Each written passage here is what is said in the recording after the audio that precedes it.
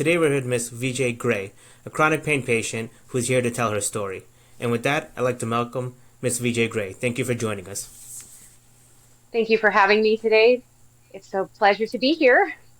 I wish it was under better So, circumstances. for all of us, right? Why don't we Yeah, go ahead exactly. and why don't we start by hearing your story, if you don't mind starting from the beginning and really kind of tracing us through your timeline as a chronic pain patient. Yeah, absolutely. So I'm a traditional endometriosis patient who many years didn't know I had endometriosis, was told that it was just bad periods, was told that I just need to toughen up. And I think I was around 25, so I'd been going through this like 10 or 11 years when I met a wonderful doctor who specialized in endometriosis. And he finally did a laparoscopy. I had been waiting all those years for a laparoscopy. And when I woke up from surgery, I will never forget this. He took my hand and he said, "You are right. You are riddled with endometriosis. I also had adenomyosis. I also had PCOS. And my uterus was like 4 times the size that it should be." This journey for me culminated in, they started with cauterization, excuse me. Then they moved to excision. Then they ended up doing a TAHBSO, so a total abdominal hysterectomy, bilateral. And, I'm barely 30 at this point. So they don't like to do that unless they really need to. Excuse me. My uterus weighed 4 times the amount that it should have. And what had happened during all of these surgeries, and I'm talking like surgeries back to back to back, is, they can build adhesions. So then they're going in and they're trying to remove adhesions. So it becomes this cyclical situation with me where they're going in, they're excising and they're cauterizing, and then they're removing adhesions. Then they're trying to locate the endometriosis that's on organs, the bowel, deep in the abdominal wall, the kidney, and they can't really do anything about that. So at that point, to make a long story as short as I can, I have so much damage and trauma in my abdominal region that I should have a zipper at this point. Like, it's just going in and cutting adhesions and making more adhesions and cauterizing, and it has just become this nonstop cycle. So I said, no more surgery. I went and saw another specialist at UC Davis post hysterectomy, and he wrote me a letter and said, some patients have residual endometriosis, like this patient, because we cannot get the endometriosis that she has out. We're not going to cut it out of the bowel over and over and over. We're not going to be able to do anything else with this abdominal wall situation, like it's done. So he was very kind, and he wrote me a letter that basically explained it to the physicians who don't know that sometimes endo can persist post total abdominal hysterectomy and oophorectomy. So I still have that letter to this day. And on top of that, I developed mixed connective tissue disease, trigeminal neuralgia, and interstitial cystitis. So I have quite a slew of illnesses. The thing about my story is, though, for the longest time, I rejected pain treatment. I truly, in my heart, believed that if I went to, I think the specialist at the time was Dr. Redwine. He was the endometriosis specialist. I kept thinking, like, if I went to another expert, that somehow I could outpace the pain and I could outpace my illness. I truly had that like internalized feeling of someday this is going to get better. I'm going to be okay. Excuse me. That didn't work out. I rejected any and all pain treatment. I tried everything, Lupron, Depot, all of it. You name it, I've tried it.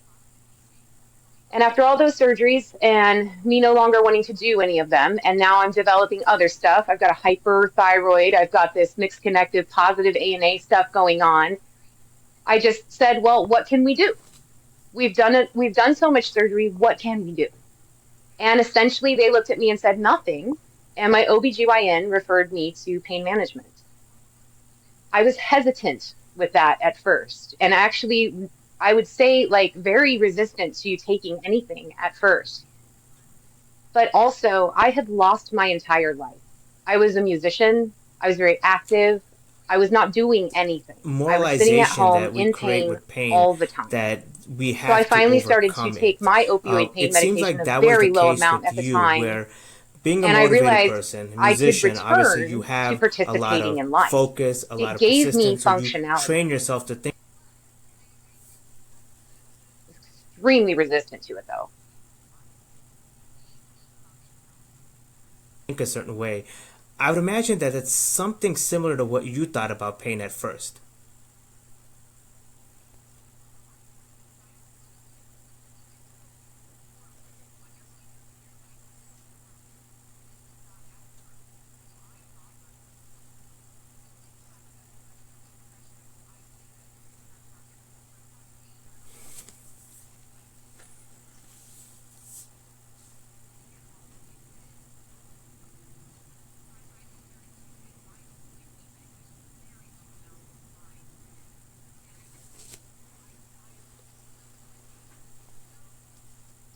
It was, and I do think that's a societal and socialization, though. Some of that came from the years of being undiagnosed with what was going on to me because I had routinely and consistently been told this is normal. Yeah. What you're going through with your cycles is normal. This is not abnormal. So I thought I was weak. Now And that, we do have so to a speak, social pressure, this there was idea that no you more can somehow surgeries, just no more overcome pain. procedures. It was Pain is the weakness management leaving of the what you body. Well, then had. pain patients Were must you be perceived immortal. differently? We must be the strongest people on earth. Like, how is that a thing? Like, that doesn't even make sense logically. I'm like, well, then that means I'm Thor, I guess. Like, that doesn't make sense. But yes, I did have that kind of internalized idea and almost ableism.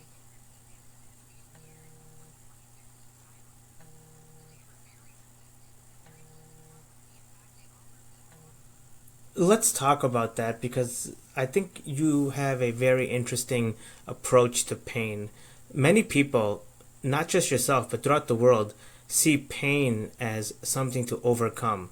That if you succumb to your pain, 100%. it's a personal Um, failing. I went from being a patient that I felt like was perceived as somebody who's trying to overcome, like we're talking, to someone who had succumbed. And at first in pain management, now I entered pain management a few years before the 2016 guidelines. So they were very receptive and very willing to work with me. In fact, they offered me far more pain control than I felt I needed because I was a resistant patient. So I rejected that and started off very low. I was naive. I had no Now, idea I would be locked in on that forever and once never be you able to were move. transitioning But to I was pain very management, resistant were to you that. And I seen do differently believe I felt like doctors were more receptive to me when I was a puzzle to solve. But what to was interesting to follow me through on? is And so, I wasn't therefore, giving up on that you were not puzzle. I seen felt as like I had kind of been given valuable up or something on. to solve So in the it was medical this community. very You like, had, quote unquote, it's been a two-way solved. street. I guess I And had some it sounds responsibility in so that. pejorative But to still, refer to like how many patients in that surgeries can you way. do when you're doing Yet, I would surgeries to have to correct imagine surgeries? that's the experience you felt transitioning into just focusing on your symptoms, your pain, and trying to live a high quality of life as possible by managing your symptoms.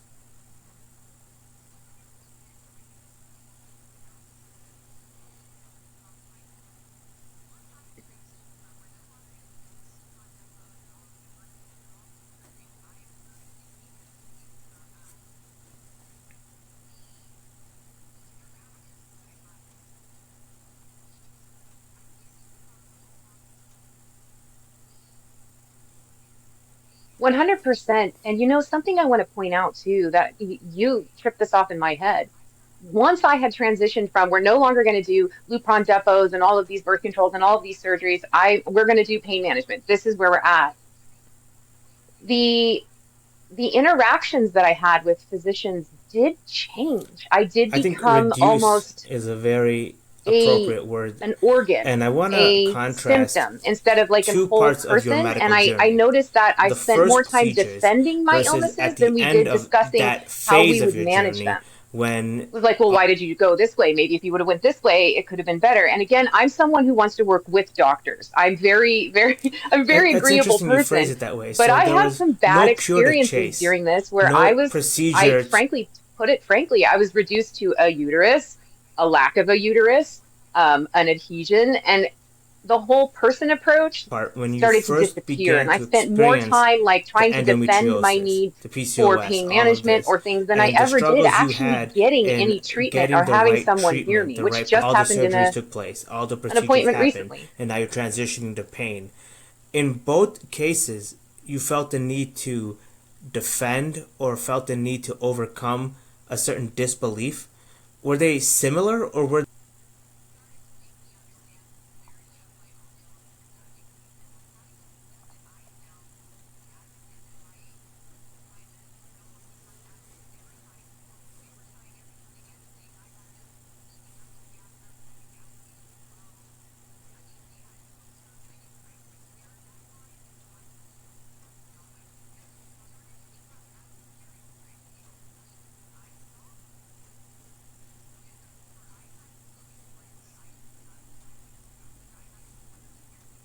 I would say having to defend against or basically advocate for myself for pain treatment started to make me understand the severity of my own illness, if that makes any sense. Like having to accept that I am now the advocate, that my medicine had almost become adversarial. And before I had some OBGYNs that I just cannot speak highly enough about. Like I had some wonderful care team. I've had some bad ones, but I had a couple of people who legitimately were trying to help me. They were trying every cutting edge thing. I had them teaming up with gastro because I have a gastro issue as well. I mean, we had co-surgeries. They were really trying. But once that trying was over and I entered pain management, my new primary care at that time, because mine had moved, now my pain management doctor and any specialist I saw started to become adversarial to me because I'm an opioid pain patient. So I would go There are into their office and distinctions in spend those more time explaining, experiences. this is how I got here, though. You are not the practitioners that went through all these surgeries with me, that went through these hospitalizations, that ruined my life. I went from a very active, highly functional person to a disabled person after years and years and years of this. I was like, you really weren't on this journey. And so I don't think you're seeing like the whole thing. No matter how much records I brought in, no matter how many things I said or did, Mm. I spent more time trying to say, I need this pain control. I simply need this treatment to function than I ever did talking about how we're going to handle all these, diseases, disorders, etc. How are we going to treat them? I'm happy to take opioids and also try a dietary approach. I'm happy to take opioids and also try a whole body approach, whether that be aerobics, etc.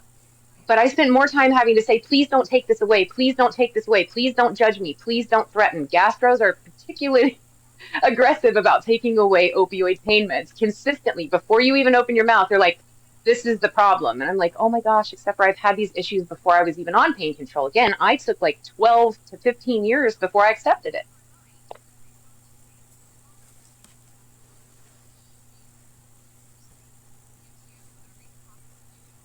Yes. I know it's become a No, really you're good. popular word, and at times it could be seen as being overused. I just felt like I as a absolutely physician, do, and it just I happened don't assign recently. So, as reputations someone who's, to this is the diseases first or to anyone's going to hear of this with medications, me. I told you this on but the to email hear too. No one knows. reputable As diagnosis. someone who's been on stable, low dose opioids, Did I she am not use a the word high of dose reputable? patient. I am not like something that would throw up a red flag. That's For over a interesting decade, because you wouldn't I was necessarily recently told by a associate that in the provider medical who sense, cares for me different diseases having that different pelvic pain, reputations. being because it What do you came from think was my the logic behind OBGYN, that? she could not write it for all of my diseases. She was the one who referred me to pain. Pelvic pain is no longer a reputable diagnosis for opioid pain control. The point I want to make on that is this provider had been prescribing under that exact diagnosis for 8 years. So, how overnight does it go to a no longer reputable diagnosis that she was willing to prescribe under for 8 years? That felt very gaslighty. Yes.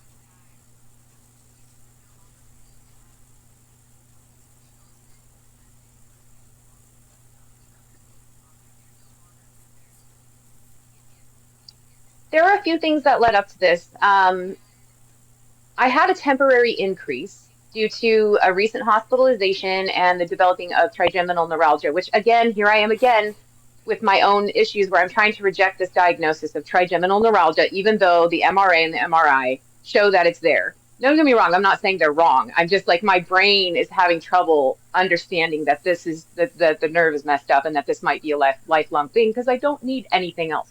But while I'm dealing with that, oh, I'm sorry, I got off track. Like, get me back to where you were. You had asked me a particular question and I kind of went off there.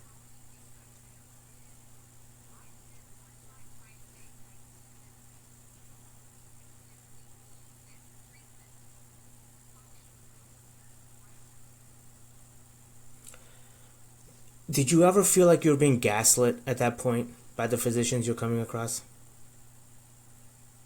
Okay, yeah, that's right. The story about the temporary increase because of the hospitalization. This I in think the other association with a thing that certain was stated medication on I should leads have me to believe pulled the that there was medical something record, else was that besides just purely opioids are no clinical longer thought seen going as in the mind of that the physician. like the chosen method for treating pelvic pain. That was the other statement on there. They are no longer Hmm. considered to be the industry standard. And that felt very gaslighty to a stable patient. Like whether they're the industry standard, we know exactly where the industry is at right now. She knows that I know where the industry is at. She knows what I do. She knows that I know everything. So very strange to look someone who is knowledgeable, who is educated, and who has really participated in my own healthcare and say, by the way, this is no longer an acceptable form of treatment for you.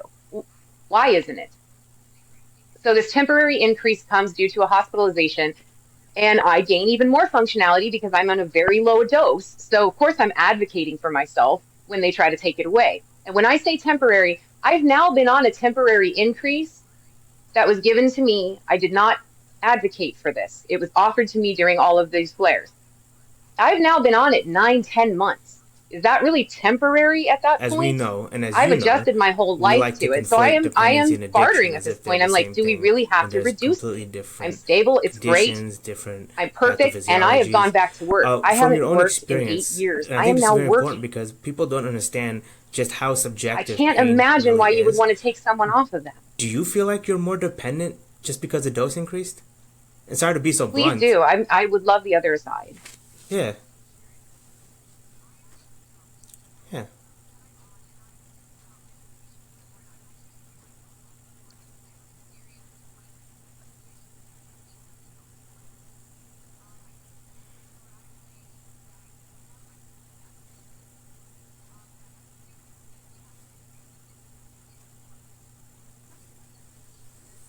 yeah.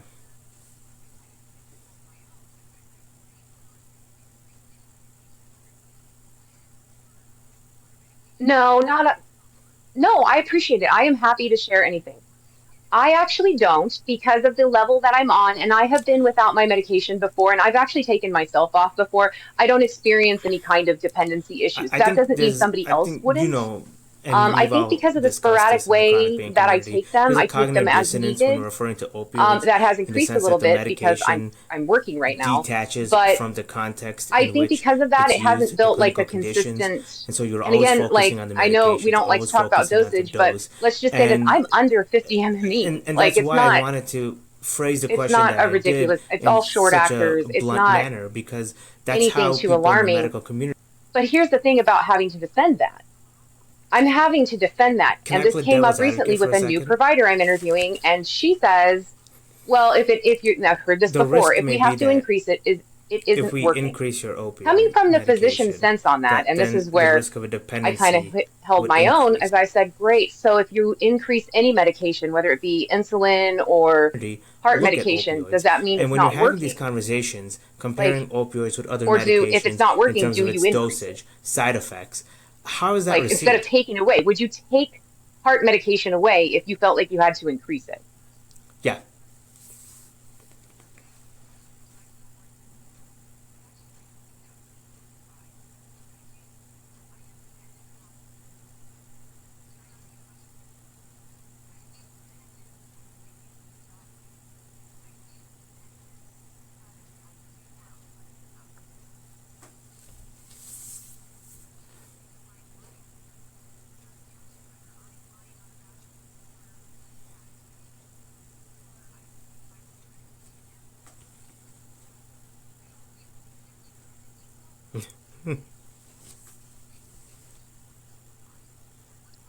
Can I answer the first question really fast again in a different way? hmm, The question is, do I feel more dependent?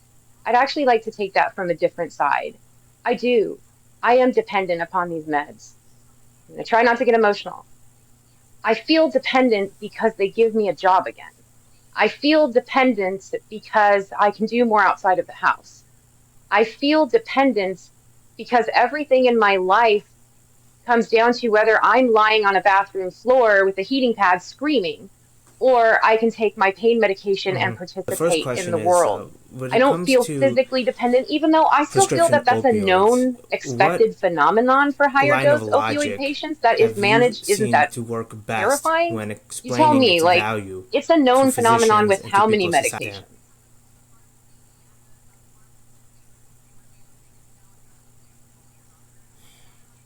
Exactly.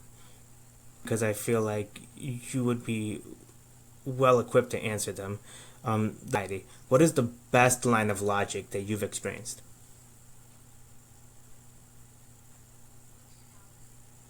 I try. I mean, I entered the advocacy space because I felt alone every time I went to a pharmacy, and a pharmacist would be rude if they were new and they didn't know, and they was like, we Yeah. have to call your doctor. And I'm like, why am I internalizing this if I'm not doing anything wrong? Because it's a weird phenomenon to have something that gives you functionality and healthcare and gives you your life back. And people are like, you don't need this. Why don't we give you an UA? Shouldn't I call your doctor? Are you sure this is a good medication? I mean, this is coming at pain patients from all sides. And let's not forget that that can also come from the public and their family and their friends. So you just have this nonstop narrative that you This is should just, equally important. think your way through this pain. What You are the shouldn't be on these tells medications. They're when you're having so damaging. They're in so your stressful. mind They that tell can be. you I fully no acknowledge matter that. what you Some pain say patients or how may convincing develop you are, substance use disorder. you're Some not going people to will be get able to opioids explain to and it this will person trigger the underlying value that substance use opioids disorder. provide. But What are again, the that is signs not that you can see really that something it's a that can fruitless be argument? controlled by the patient or even the physician. We act once we know that's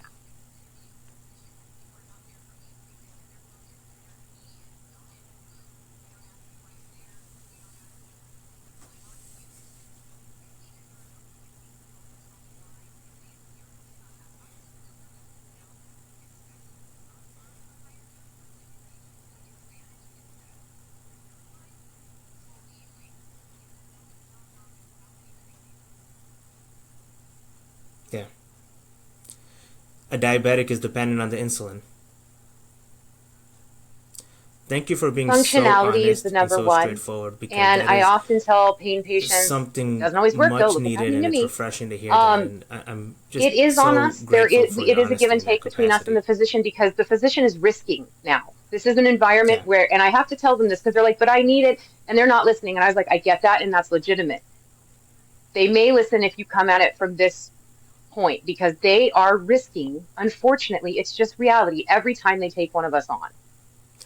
You need to I make a journal, find you to be uniquely demonstrate articulate, and I where want you to gain ask you two functionality. And one of the questions other things I simply also because. say though is not just on your opioids. Show your physician everything you're doing to manage your pain. That includes therapy, psychiatry, Well said. walks, Let me taking a moment, whatever it phrase the is, whatever your counter, because I limitations think may during a be. Maybe you're not conversation someone with who a can walk very physician far, but you or take just a moment anyone on in the couch to society, yourself and you say, at what are this the moment, I had a tells? high pain attack.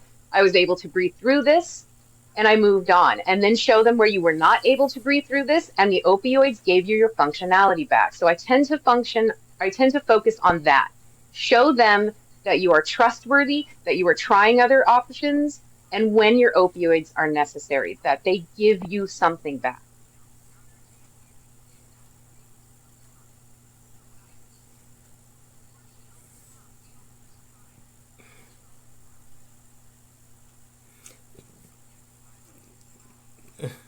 Is it? Is it as something else? No. Is it fear that you see, or would you characterize? Yeah.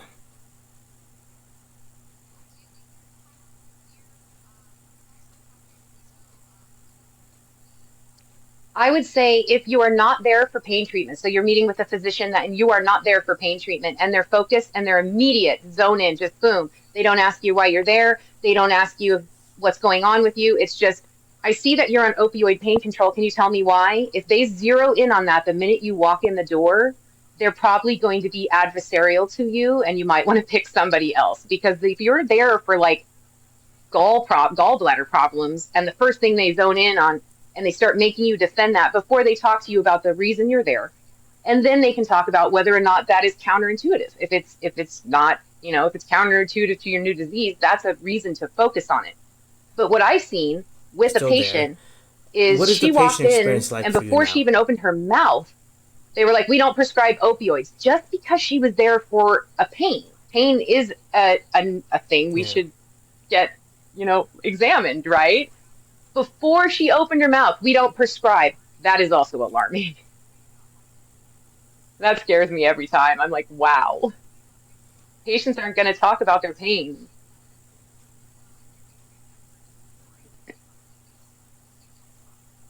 Hmm. In the provider, I do think there's a high level of fear. The provider I saw recently, though, still in residency, which is interesting because I asked for a provider who was willing to take on a pain patient, and she was like, "Yeah, she is." No, she's not. The first thing she said is, "Of course, I'm willing to take on a pain patient. Let's get you on Suboxone."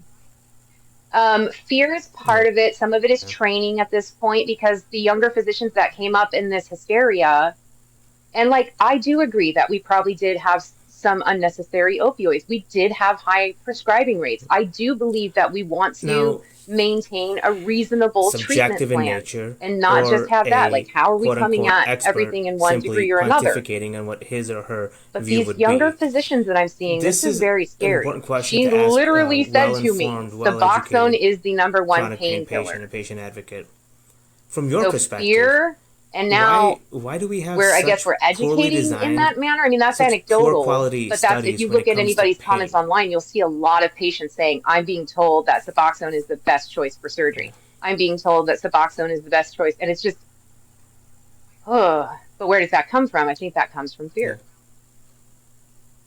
They're not risking anything by prescribing it.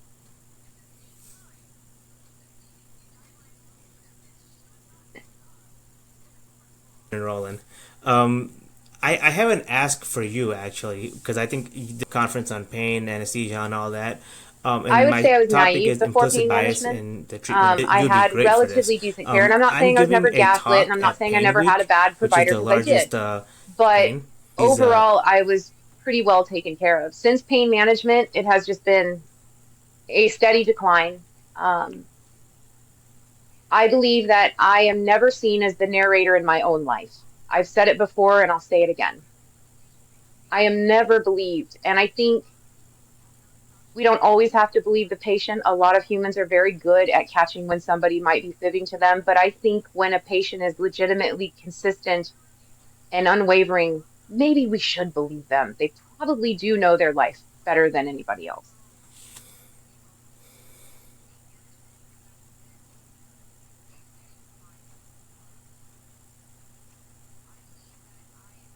I think it is slower. When I got the guidelines, the new guidelines, the night of, I annotated them. I pulled every single study. It's all level D evidence. It's all garbage.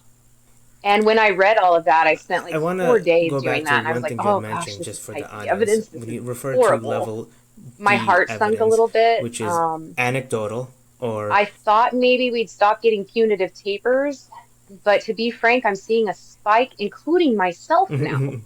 Like I didn't have nothing happened, by the way. Nothing punitive happened. I didn't do anything wrong. This is literally like I just didn't want to go backwards. And here's the thing, I would have been willing to decrease back to my original amount, but that is not what they were doing to me. They said pelvic pain is not enough. We are going to take you off of these. And I'm like, ooh, out the door. I liked that provider too. This is ridiculous. I think it's going to move slow. I'm sorry to interrupt you.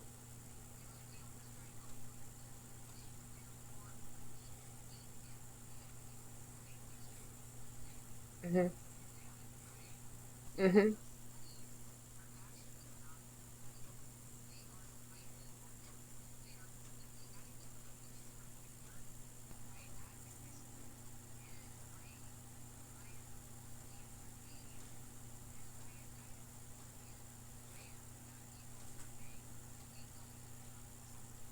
exactly, well said.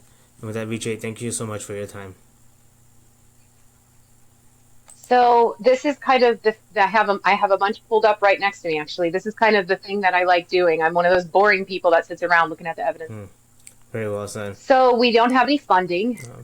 Think back even in any studies, So whether it be marine now biology and otherwise. We used to have you larger funding in the are public going through pain space for management. people to All of say, your medical yes, I do conditions. want to know why dolphins speak to each other on the second moon, right? We had more academic money. The money is all bought now. So Suboxone is going to fund a study to tell you that opioids doesn't work, or a hospital that wants to go opioid free because it gets money from somebody else will now fund a study to tell you opioids don't work. And like you're talking about, a lot of those studies are Yeah, actually not studies. They yeah. are type D evidence. So they You did are a great job. simply It was anecdotal awesome. opinions from experts, but that doesn't No, no, no, hold you're up in a fine. court of I knew law. because with the And I'm water, like maybe confused nervous and that, how but as soon as you providers forgot about the water, you were were rocking. taken to court using the CDC guidelines and prosecuted. At the same time, the CDC guidelines level of evidence should not hold up in a court of law. Like, I don't understand it. It would be funny if the consequences weren't so Yeah, tragic, right? exactly.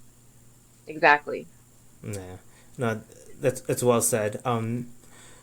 With the remaining time that we have, for those who would be interested in getting a hold of you, learning more about your advocacy, or directly asking for your help, what's the best way that we can get a Mainly hold through of you? TikTok at VJ Gray. You'll find me right at VJ Gray on TikTok. And on there I have like my advocacy email and stuff. And I didn't mean for this to turn into the thing that it did, but I'm really glad I'm here. I've met amazing practitioners fighting the good fight, patients fighting the good fight, advocates.